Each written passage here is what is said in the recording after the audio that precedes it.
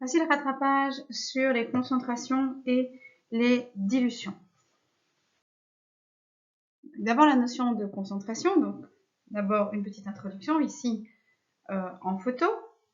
Donc on a ici deux photos et il apparaît assez clairement que la photo A, les gens sont plus concentrés qu'au niveau de la photo B, évidemment avant confinement.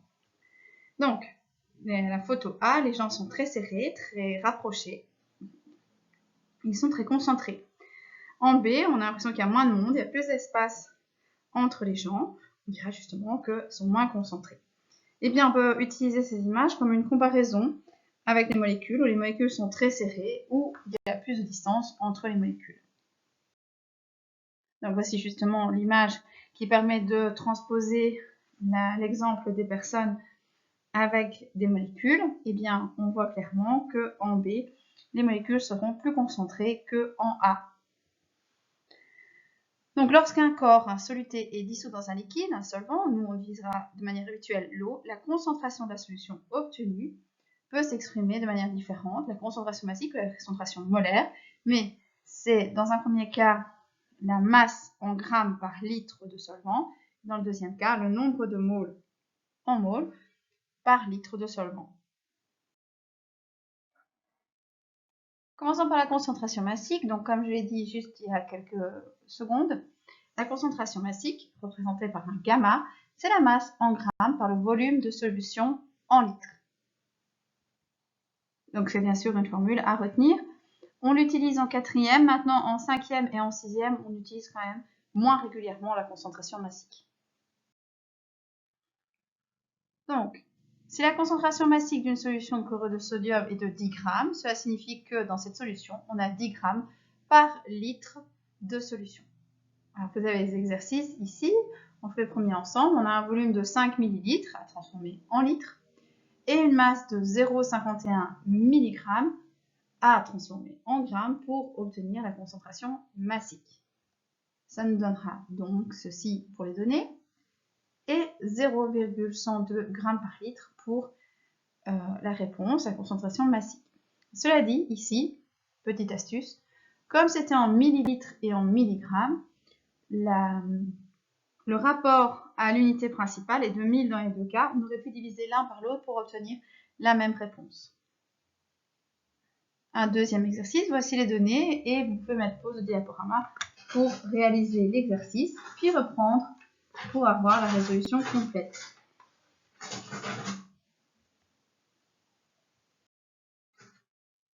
Une série d'exercices où je vous demanderai de mettre pause, de tenter la résolution et de remettre en lecture pour avoir la résolution complète. Nous passons maintenant à la concentration molaire, où ici, la concentration molaire, grand C, en moles par litre, sera le rapport entre N, le nombre de moles, et V, le volume en litres.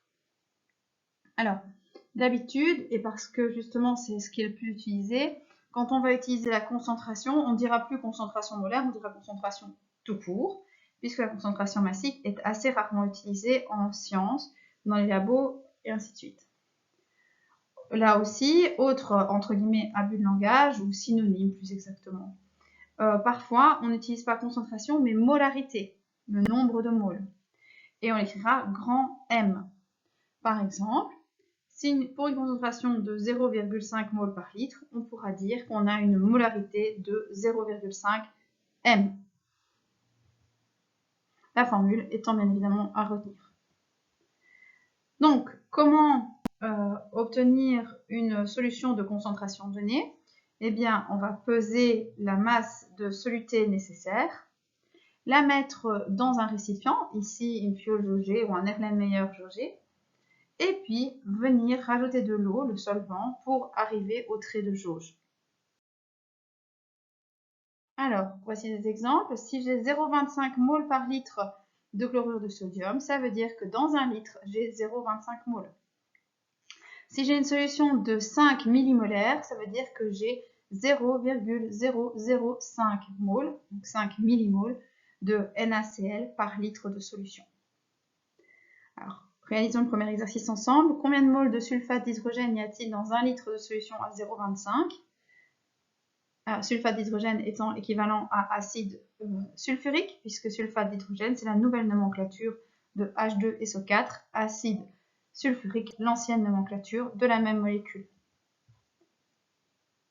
Alors, si j'ai 0,25 moles par litre dans 1 litre, ça veut dire que j'ai 0,25 moles de sulfate d'hydrogène. Le deuxième exercice, le voici résolu. Combien de grammes de CaOH 2 fois y a-t-il dans 0,25 litres de solution pour 0,010 molaires, enfin pour une solution de 0,010 molaires. Donc déjà, on va travailler ici avec de l'hydroxyde de calcium. Donc je vais chercher sa masse molaire, 74 grammes par mole. Je vais ensuite rechercher son nombre de moles. Je vais transformer la formule qui était C égale N sur V, la formule de la concentration molaire, pour obtenir N, le nombre de moles, égale C fois V, 0,25 fois 0,01 ici en utilisant les données de l'exercice, ce qui me fait 0,0025 moles dans le volume donné. Mais ce n'est pas ça que je demande la masse. Je vais donc utiliser son nombre de moles et multiplier par la masse molaire que j'ai obtenue en tout premier lieu. Donc 0,0025 fois 74, qui me donnera la réponse finale de 0,185 grammes. Comme d'habitude, je vous invite à mettre pause au diaporama, à essayer de résoudre l'exercice suivant et puis de remettre en lecture pour vérifier la résolution. Voici d'autres exercices. Nous allons toujours les réaliser de la même manière. Je vais vous demander de mettre pause au diaporama, de tenter de résoudre l'exercice sur une feuille et puis de remettre play pour avoir la résolution. Donc voici des exercices complémentaires qui vous permettent de passer d'un type de concentration à une autre, donc d'une concentration massique à une concentration molaire ou d'une concentration molaire vers une concentration massique. Je ne vais pas commenter les exercices, je vais vous laisser les résoudre en mettant pause au diaporama, les résoudre sur papier et puis vous mettre la résolution.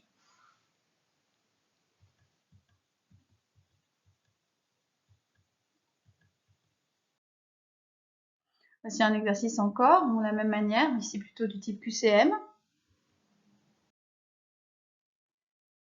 De nouveau, des QCM.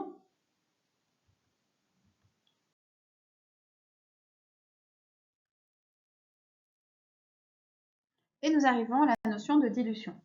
La notion de dilution, c'est l'idée du sirop qu'on met dans l'eau pour avoir une solution sucrée à boire. Quand vous l'achetez au magasin en bouteille, par exemple le sirop justement Tesser, le sirop est très concentré en sucre et très difficile à boire pur. C'est d'ailleurs pas à conseiller du tout. L'idée est bien sûr de le diluer, donc de rajouter du solvant pour que la concentration en sucre diminue et donc qu'elle soit consommable. Donc, lors d'une dilution, la quantité de soluté ne varie pas. Donc, si je mets dans mon verre un fond de sirop Tesser, la quantité de sucre ne va pas varier, qu'il n'y ait que le petit fond directement de sirop Tesser ou que je rajoute de l'eau, la quantité de sucre dans mon verre ne change pas. Par contre, la quantité de solvant change et le nombre de moles, lui, donc le nombre de moles de soluté ne varie pas. Alors, la formule à appliquer, c'est C1V1 fois C2V2. L'idée, c'est qu'on va par exemple utiliser les termes 1 pour mettre tout ce qui concerne la solution concentrée, donc le sirop quand vous le mettez dans votre verre. On va utiliser le numéro 2, tout ce qui porte le numéro 2, pour caractériser la solution quand j'aurai rajouté de l'eau. D'accord ? Donc on va utiliser la concentration 1 du sucre telle qu'elle sort de ma bouteille Tesser. Le V1, ce sera donc le volume de sirop Tesser que j'ai mis au fond de mon verre. C2, la concentration finale une fois que j'ai rajouté de l'eau. V2, le volume total, donc l'eau, plus le volume de sirop que j'avais mis au fond de mon verre. La formule est à retenir. Dans les exercices, donc si on garde bien cette idée, on va utiliser le 1 pour ce qui est concentré, le 2 pour ce qui est dilué. Dans un Erlenmeyer, on verse 20 ml de HCl à 12 molaires. On ajoute 300 ml d'eau. Ça veut donc dire que mes 20 ml à 12 molaires, c'est les informations qui concernent la solution concentrée, le V1 et le C1. Quand on ajoute 300 ml d'eau, on a une information sur le volume final. Mon volume final sera donc de 300 ml plus les 20 ml qu'il y avait à l'origine. Donc là, après la première phrase, j'ai C1, j'ai V1 et j'ai V2. Si je lis la fin de l'exercice, on va très certainement me demander C2. Et de fait, quelle est la concentration finale? On me demande bien C2. Donc la résolution est la suivante. 12 molaires, la concentration 1, fois 20 ml qui doit être transformé en litres, donc 20 10 exposant 3, égale C2, qui est mon inconnu, et 0,320 qui est mon volume total. Je rappelle qu'il est donc bien issu de la somme des 300 ml d'eau rajoutée et des 20 ml présents au départ, ce qui me donne un C de 0,75. Comme d'habitude, je vous invite à mettre pause au diaporama, essayer de résoudre sur une feuille et puis de remettre en lecture pour avoir la résolution. Encore un exercice, une masse de bichromate de potassium dans 700 ml d'eau. On ajoute ensuite 500 ml d'eau et on obtient ainsi une seconde solution. Quelle masse doit-on peser au départ de manière à obtenir une solution finale à 0,15? Il y a une étape ici supplémentaire à réaliser. Donc déjà, le dichromate de potassium, c'est K2CR2O7. Ensuite, on vous dit qu'on a 700 plus 500 ml, c'est-à-dire 1200 ml, soit 1,2 litre. On sait que ma concentration finale est de 0,15 molaire. D'accord? Donc, j'ai 0,15 molaire dans 1,2 litre. Ça veut dire que j'ai 0,18 moles ici présent dans mon 1,2 litre. Alors, je vais chercher la masse molaire du bichromate et j'obtiens 294 grammes par mole. Et là, on va faire le calcul, une conversion stéchiométrique simple. On va faire 0,18, le nombre de moles fois la masse molaire, histoire d'avoir la masse qu'on avait mis au départ, ici 52,52 à l'arrondi près, ici. Donc voici un exercice un petit peu différent. Donc on mélange 25 ml d'une solution de Na2SO4 avec 1 molaire, avec 30 ml de solution à 0,5 molaire de ce même sel. Quelle sera la molarité de la solution finale? C'est un petit peu différent. C'est pas vraiment une dilution. Enfin, si, il y a une dilution parce qu'il y a une des deux solutions qui est moins diluée que l'autre. Et donc par l'ajout de l'un et de l'autre, on va modifier la concentration. Donc ça rentre quand même dans le domaine de la dilution et on va appliquer les mêmes formules. En tout cas, on pourrait appliquer les mêmes formules. Donc l'idée, c'est qu'on va travailler avec une solution finale qui est issue de l'ajout de la première et de la deuxième. On va donc essayer de trouver un nombre de moles final et un volume final. Un nombre de moles final, pour ça, on va faire le nombre de moles de sulfate de sodium dans la solution 1 et le nombre de moles, enfin en tout cas on va rechercher le nombre de moles de sulfate de sodium dans la solution 2 et les additionner. Pour le volume, pareil. Donc, ici, pour la solution 1, on a 25 ml, c'est-à-dire 0,025 litres, et une concentration de 1 molaire, c'est-à-dire 1 mole par litre.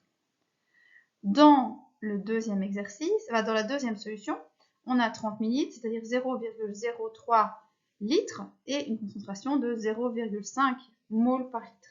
Donc le volume final, vous le voyez normalement apparaître, on va additionner 0,025 et 0,030. Voici la suite de la résolution. Donc, on va additionner le nombre de moles qu'on a obtenu, si vous regardez tout au-dessus de la dia, en faisant C fois V, on obtient le nombre de moles, on les additionne et on additionne le volume pour trouver le nombre de moles total dans la solution finale et le volume total de la solution finale. Ça nous fait 0,04 divisé par 0,055, ce qui nous donne 0,73 molaire ou 7,3 10-1 molaire.